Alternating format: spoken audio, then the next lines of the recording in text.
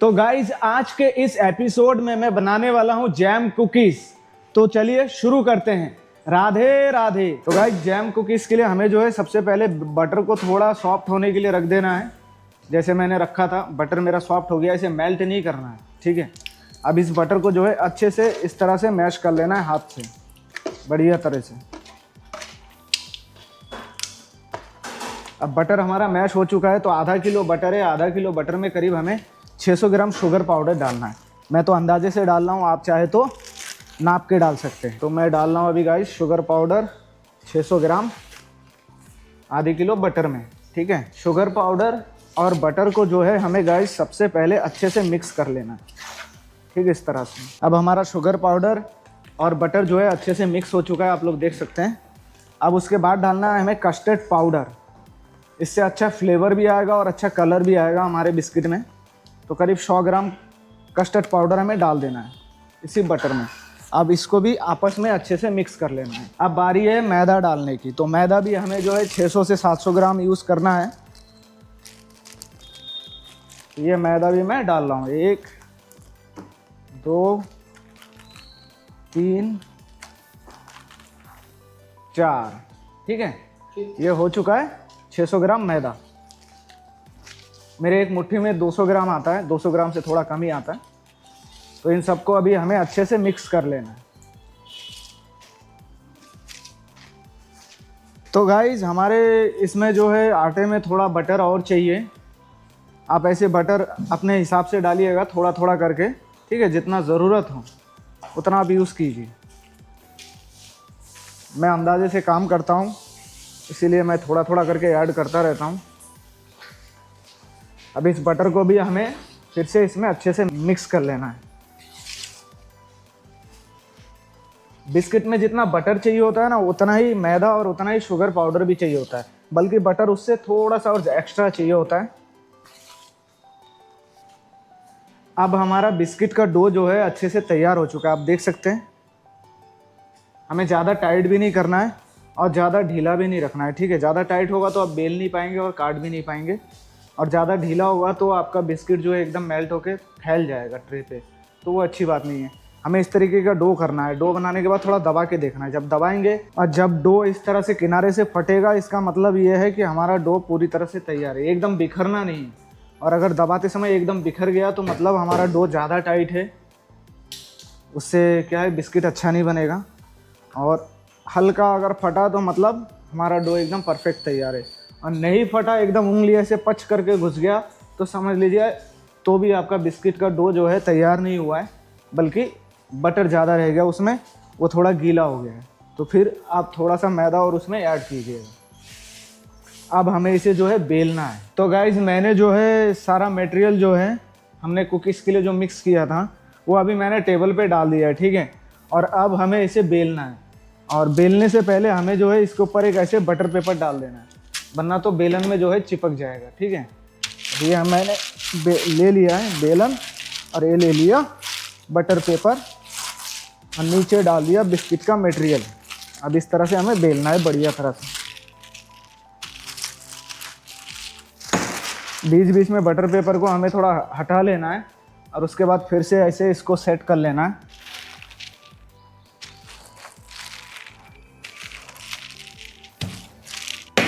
फिर से हमें बटर पेपर को हटाना है। फिर से ये किनारे जो फट फट के बाहर जा रहे हैं, इन्हें फिर से सेट करना है अपने हाथों से। ऐसे हमें कई बार करना है, और फिर ऐसे बटर पेपर डालना है और फिर बेलना है। तो गाइज आप जब भी बिस्किट बनाए ना, तो ऐसे छोटा बेलन का यूज़ ना करें, उससे आप अच्छे से बेल नहीं पाएंगे बराबर। हमेशा जो है बड़ा वाला बेलन का यूज़ करें, इस तरह का, ठीक है। और इस तरह से इसे बेलें।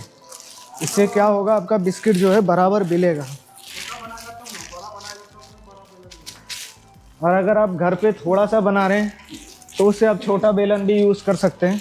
हमें जो है बीच बीच में ऐसे बटर पेपर को हटा के देखना है कि हमारा बेस जो है वो बराबर बेला है कि नहीं, कहीं मोटा पतला तो नहीं हो गया है।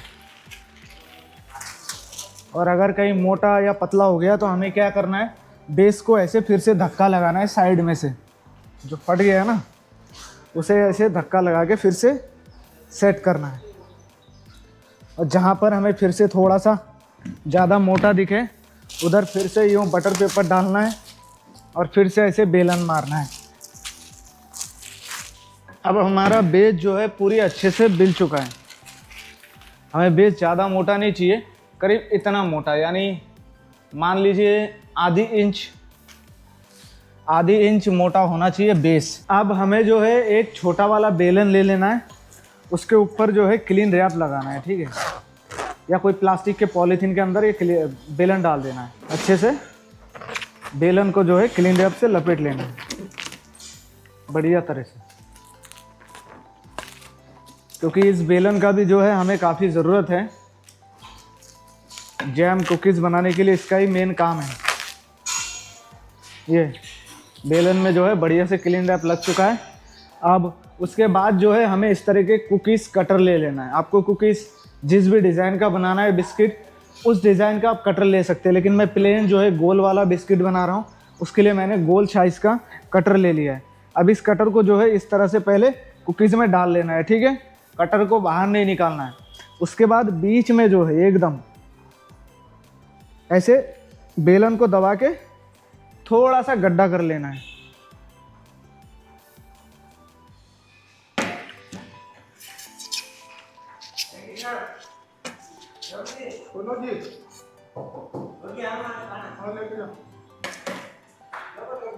उसके बाद हमें जो है बिस्किट को इस तरह से बाहर कर लेना है, ठीक है। आप देखिए बिस्किट के बीच में जो है एक छोटा सा गड्ढा हो गया है, वो गड्ढा हमने इस बेलन से बनाया है।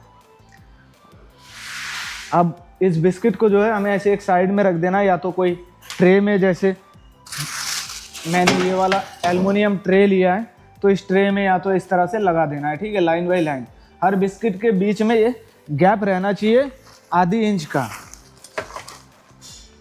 अब हम सभी बिस्किटों को इस तरह से काटेंगे, ऐसे बेलन से बीच में छोटा सा गड्ढा करेंगे, नीचे से चाकू मारेंगे और बिस्किट को अलग कर लेंगे और फिर इस तरह से ट्रे में सजा देना है।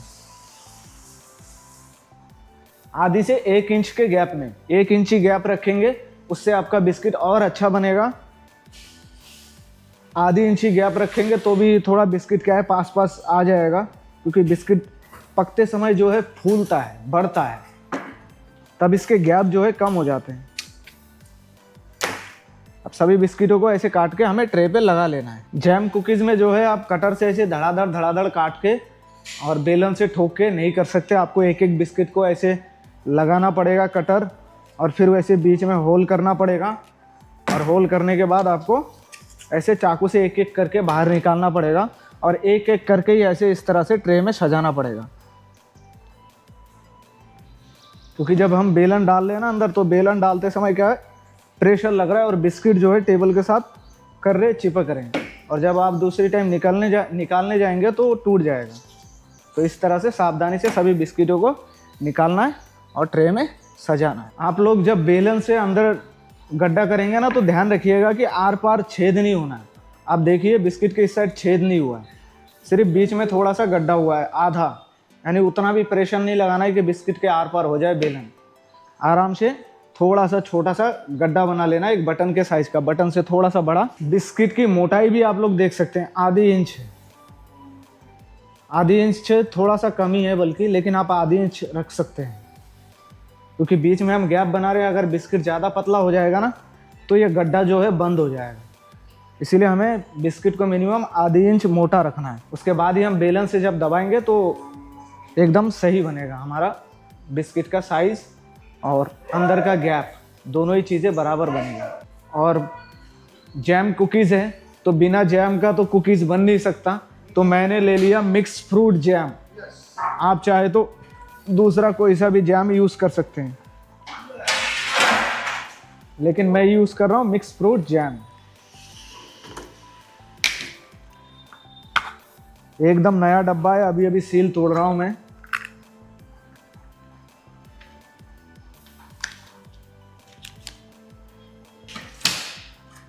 अब डब्बे का सील तोड़ने के बाद थोड़ा सा चाकू से जो है जैम को यूँ थोड़ा क्रश कर ले, क्योंकि ये ढेला बन जाता है डब्बे के अंदर ही, ठीक है। चाकू या चम्मच ऐसे बार बार अंदर बाहर आप करेंगे तो अपने आप ही जैम जो है ढीला हो जाएगा, जैसे मैं कर रहा हूँ, देखिए आप।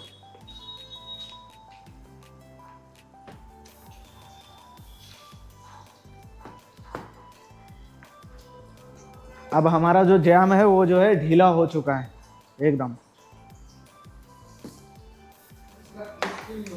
और जैम ढीला करने के बाद अब आप ऐसा कोई पॉलीथीन ले लीजिएगा, ये क्रीम बैग है, ठीक है। तो क्रीम जिससे हम केक में क्रीम डालते हैं ना लिखने के लिए, वो वाला बैग है। आप दूसरा कोई नॉर्मल पॉलीथीन भी ले सकते हैं अगर घर पे बना रहे हैं। पॉलीथीन के कोने में से आप छेद कर लीजिए, जैसे मैंने ये छेद कर लिया है। अब इस पॉलीथीन में हमको जो है ये जैम डालना है, जिसे हमने चाकू डाल डाल के ढीला कर लिया है।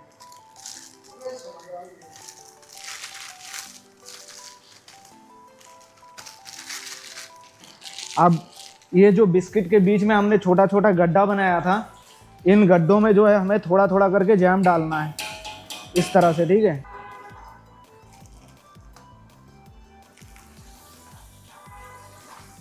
बढ़िया तरह से थोड़ा थोड़ा करके डालना है। अब आप लोग देख सकते हैं किस तरह से मैंने बिस्किट के बीच में जैम डाला है। दिखने में भी देखिए आप कितना सुंदर दिख रहा है। अभी तक बल्कि हमारा बिस्किट जो है पूरी तरह से बेक नहीं हुआ है, यानी तैयार नहीं है, कच्चा है। और आप लोगों को भी जो है जैम इस तरह से ही डालना है, थोड़ा थोड़ा, बाहर ना जाए। अगर जैम बिस्किट में से बाहर निकल के आ जाए ना, तो पूरे बिस्किट को जो है लाल कर देगा, गंदा कर देगा। अब हमें जो है ओवन में बिस्किट को डालना है, जैम कुकीज़ को, ठीक है। ये हमारा ओवन है, छोटा सा, थोड़ा मोटा सा। अब हम ओवन को जो है चालू करेंगे।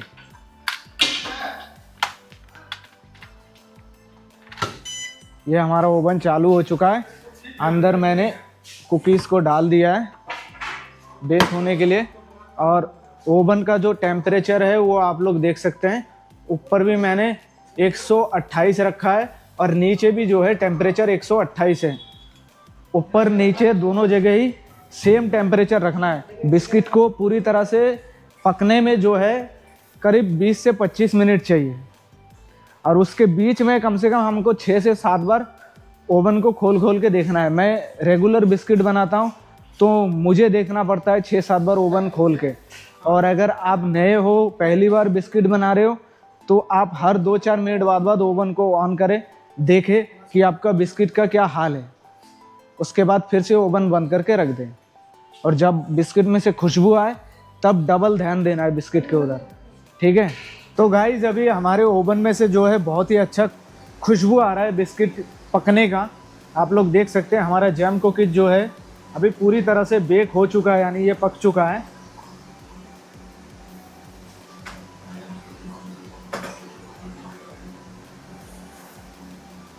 एकदम तैयार है हमारा जैम कुकीज। और इसमें इसका कलर भी आप लोग देख सकते हैं, काफ़ी सुंदर आया है।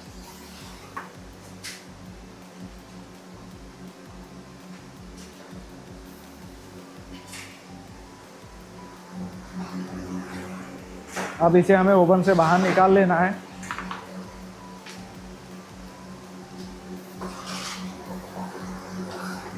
कलर देख सकते हैं कितना बढ़िया कलर आया है हमारे बिस्किट में, कहीं पर भी कोई कमी नहीं है। और बीच में जैम भी देख रहे हैं एकदम सेट है, बाहर उछल के बाहर नहीं आया है। इससे ही पता चला कि हमारा जैम कुकीज जो है एकदम परफेक्ट बना है। और खुशबू इतना बेहतरीन आ रहा है बिस्किट में से, तो आप लोगों को क्या बताऊं। और दिखने में भी जो है हमारा बिस्किट बहुत ही सुंदर है। अब मैं आप लोगों से मिलता हूं अगली एपिसोड में। राधे राधे।